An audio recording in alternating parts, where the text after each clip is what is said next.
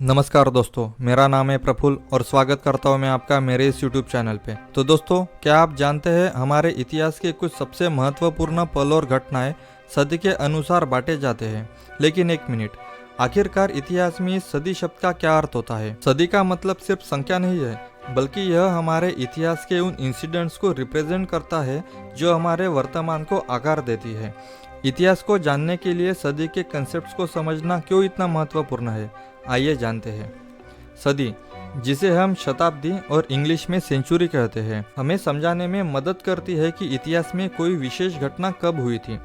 Latin word सेंटुम से ही century word लिया गया है, जिसका मतलब होता है 100, और पीरियड ऑफ 100 ईयर्स को ही हम सेंचुरी कहते हैं। उदाहरण के लिए अगर हम कहते हैं कि हमारे भारत देश को आज़ादी 20वीं सेंचुरी में मिली, एक सेंचुरी 100 साल की होती है और कोई भी सेंचुरी 100 साल कंप्लीट होने के बाद पहले वर्ष से शुरू होती है। जैसे कि 1900वां साल खत्म हुआ और 1901 से नई सेंचुरी की शुरुआत हुई, और वर्ष 2000 तक 100 वर्ष पूर्ण होने के बाद एक सेंचुरी कंप्लीट हुई। 1901 से नई सेंचुरी की शुरुआत हुई और 20वीं सेंचुरी कंप्लीट करने के लिए इसे 100 साल लगे, तब 20वीं सेंचुरी कंप्लीट हुई। उसके बाद वर्ष 2001 से 21वीं सेंचुरी की शुरुआत हुई, जो वर्ष 2100 तक कंप्लीट हो जाएगी। और भारत को आज़ादी 1947 में मिली, जो साल 1901 से 2000 के बीच आता है। इसलिए हम कह सकते हैं कि भारत को आज़ादी 20वीं सेंचुरी में मिली। याद रखिए, जो सेंचुरी हम बोलेंगे तो उसके पहले के 100 वर्षों का काल आप उस सेंचुरी में दर्शा सकते हैं।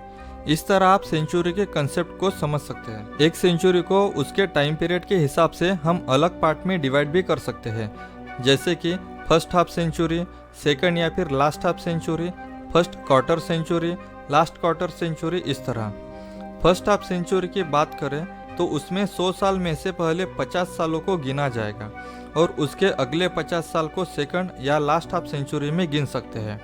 उसी तरह पहले 25 सालों को फर्स्ट क्वार्टर सेंचुरी और 100 सालों में लास्ट 25 सालों को लास्ट क्वार्टर सेंचुरी में आप गिन सकते हैं।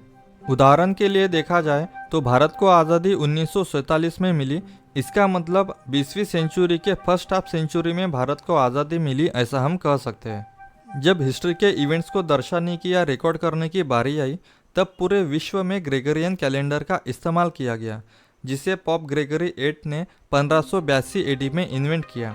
और इस कैलेंडर में जिस टाइमलाइन का उपयोग किया गया उसे 2 भागों में बांटा गया, जिसे हम बीसी और एडी के नाम से जानते हैं। और इस बीसी और एडी के बारे में हमने हमारे पुराने वीडियो में समझाया है।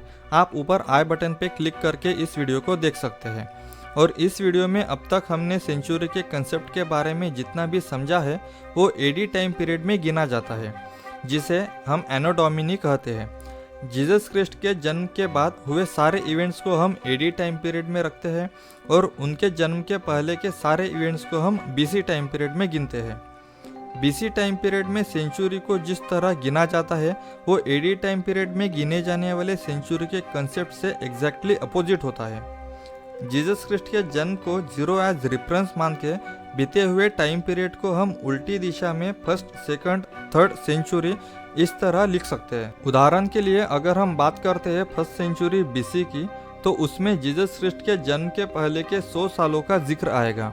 और अगर हमें फर्स्ट सेंचुरी बीसी के टाइम पीरियड को दर्शाना है तो वो कुछ इस तरह हम दर्शा सकते हैं। जीसस क्रिस्ट के जन्म के पहले के 100 सालों को हम फर्स्ट सेंचुरी मानेंगे और इस फर्स्ट सेंचुरी बीसी का टाइम पीरियड रहेगा 100 बीसी से 1 बीसी तक। इसी तरह सेकंड सेंचुरी बीसी में 200वें साल से 101वें साल तक टाइम पीरियड आएगा। जिस तरह आप सेंचुरी की मदद से बीसी और एडी एरा के टाइम पीरियड को दर्शा सकते हैं या फिर समझ सकते हैं, उसी तरह आप बीते हुए टाइम पीरियड को या फिर इंसिडेंट्स को डिकेड या मिलेनिया में भी दर्शा सकते हैं। डिकेड, जिसे हम हिंदी में दशक कहते हैं, ये एक ग्रीक वर्ड डेकास से आया है। एक दशक 10 सालों का होता है। डिकेड हमें समाज में तेजी से बदलते एरा को या उनमें हुई घटनाओं को समझने में मदद करता है। उदाहरण के लिए 1960 का दशक भारत में स्वतंत्रता मिलने के बाद के कल्चरल चेंजेस के लिए फेमस है, जबकि 1980 का दशक टेक्नोलॉजी डेवलपमेंट और पॉप कल्चर के लिए जाना जाता है। 10 साल का टाइम पीरियड दर्शाने के लिए हम डिकेड शब्द का प्रयोग करते हैं। 100 सालों का टाइम पीरियड दर्शाने के लिए हम सेंचुरी शब्द का प्रयोग करते हैं। उसी तरह 1000 साल का टाइम पीरियड दर्शाने के लिए हम मिलेनिया शब्द का इस्तेमाल करते हैं, जिसे हम हिंदी में सहस्राब्दी कहते हैं, जो कि एक लैटिन वर्ड मिली मतलब 1000 और एनुस मतलब साल, इन दो शब्दों से बना है। First millennia time period 1 AD साल से 1000 एडी साल तक था। Second millennia time period 1001 AD साल से 2000 एडी साल तक था। और अभी थर्ड मिलेनिया जो कि 2001 एडी साल से 3000 एडी साल तक चलेगा।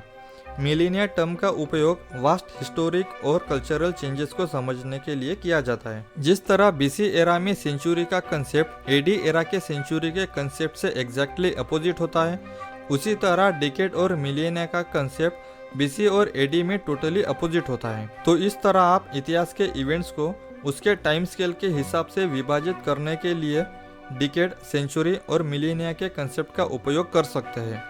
तो ये थी डिकेड, सेंचुरी और मिलेनिया के बारे में पूरी जानकारी। आशा करता हूँ आपको हमारा ये वीडियो पसंद आया।